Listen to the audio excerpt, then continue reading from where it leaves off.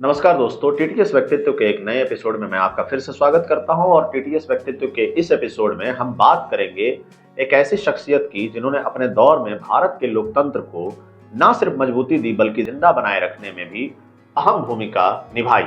हम बात कर रहे हैं समाजवादी नेता राम मनोहर लोहिया की। लंबे संघर्ष के बाद 1947 में जब भारत को आजादी मिली तो एक तरफ उम्मीदें थी और दूसरी तरफ कई आशंकाएं। पश्चिमी दुनिया के एक बड़े हिस्से को लगता था कि भारत लोकतंत्र की राह पर ज्यादा दूर तक नहीं चल पाएगा। इसकी एक वजह तो उसकी असाधारण विविधता थी, जिसके चलते कहा जाता था कि इस एक देश में कई देश हैं। दूसरा कारण यह था कि जिस मजबूत विपक्ष को लोकतांत्रिक राजनीतिक व्यवस्था के लिए बेहद जरूरी माना जाता है, वह विपक्ष यहाँ दिखाई ही नहीं दे रहा था। ऐसे में देश को विपक्ष देने के लिए कई दिग्गजों ने सत्ता का मोह छोड़कर नेहरू की नीतियों से लोहा लिया। इन व्यक्तित्वों ने तब सर्वशक्तिमान कहे जाने वाले प्रधानमंत्री जवाहरलाल नेहरू के कई निर्णयों को चुनौती दी थी। इन दिग्गजों में राम मनोहर लोहिया और जयप्रकाश नारायण मुख्य रूप से थे। जेपी तो 1953 से ही सक्रिय राजनीति से संन्यास लेकर दल विहीन लोकतंत्र और सर्वोदय का प्रयोग कर रहे थे। ऐसे में वो लोहिया ही थे जिन्होंने विपक्ष क्या होता है, उसे क्या करना चाहिए का पाठ भारतीय लोकतंत्र को सिखाया था। अपने प्रयासों से उन्होंने आजादी के बाद एक छत्र राज करने वाली कांग्रेस को अपनी मौत से ठीक पहले यानी 1967 तक पानी पीने पर मजबूर कर दिया था। वह लोहिया ही थे जिनके अंदर पहले प्रधानमंत्री पंडित जवाहरलाल नेहरू को ललकारने का साहस उस समय था जब देश में कांग्रेस ही कांग्रेस दिखाई देती थी। लोहिया ने ही पिछड़ों को एकजुट कर कांग्रेस सरकार को चुनौती पेश की थी। आज की तारीख में जो नेता विपक्ष को कमजोर समझकर जरा से लालच में सत्तारूढ़ पार्टी का दामन थाम लेते हैं, उनको समाजवादी नेता राम मनोहर लोहिया के बारे में पढ़ना चाहिए और यह बात समझ लेनी चाहिए कि उस समय जब देश में प्रचंड बहुमत के साथ कांग्रेस सरकार थी, तब पंडित नेहरू ने लोहिया को कांग्रेस पार्टी के राष्ट्रीय महासचिव का पद ऑफर किया था। वह समाजवादी पुरोधा लोहिया ही थे जिन्होंने पंडित नेहरू के महासचिव पद को ठुकरा कर देश को नया विकल्प देने के लिए कांग्रेस छोड़ने का निर्णय लिया। उस समय लोहिया के साथ ही कांग्रेस छोड़ने वालों में जयप्रकाश के अलावा कई समाजवादी नेता थे। यह निर्णय लोहिया ने ऐसी परिस्थितियों में लिया था जब वह भी जानते थे कि आजादी की लड़ाई कांग्रेस के बैनर तले लड़ने की वजह से कांग्रेस की छवि लोगों के दिलो दिमाग पर छप चुकी है और उसे हटाना बहुत मुश्किल है।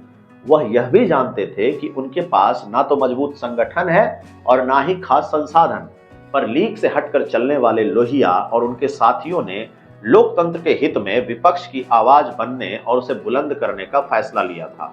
लोहिया के इस निर्णय का फायदा यह हुआ कि सभी समाजवादी एकजुट हो गए।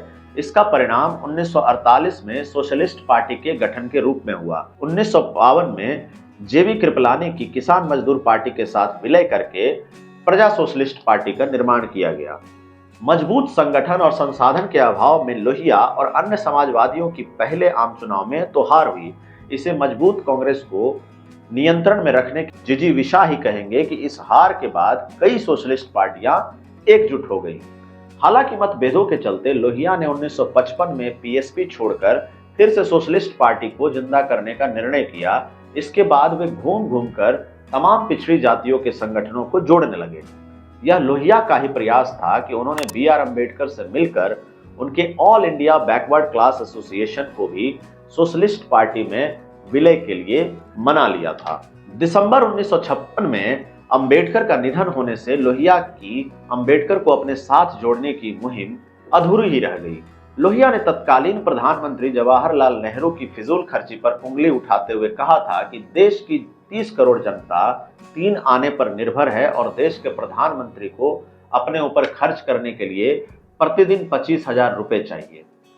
तब उनका 3 आना बनाम 15 आना का नारा बहुत चर्चित हुआ था। डॉक्टर राम मनोहर लोहिया के प्रयासों के चलते 1967 में कांग्रेस पार्टी 7 राज्यों में चुनाव हार गई और पहली बार विपक्ष कांग्रेस को टक्कर देने की हालत में दिखने लगा था। इसके बाद उन्होंने जयप्रकाश नारायण को भी राजनीति की मुख्य धारा में लाकर विपक्ष को और मजबूत बनाने का निर्णय लिया था। पर इसे देश का दुर्भाग्य ही माना जाएगा कि 12 अक्टूबर को लोहिया चल बसे। राम मनोहर लोहिया का यह प्रयास लगभग एक दशक बाद रंग लाया जब 1975 में देश में इमरजेंसी लगने पर जयप्रकाश नारायण राजनीति की मुख्य धारा में वापस लौटे। आपातकाल के बाद हुए 1977 के चुनाव में विपक्षी पार्टियों की एकजुटता रंग लाई और 25 सालों से केंद्र में सत्तारूढ़ पार्टी को हार का सामना करना पड़ा।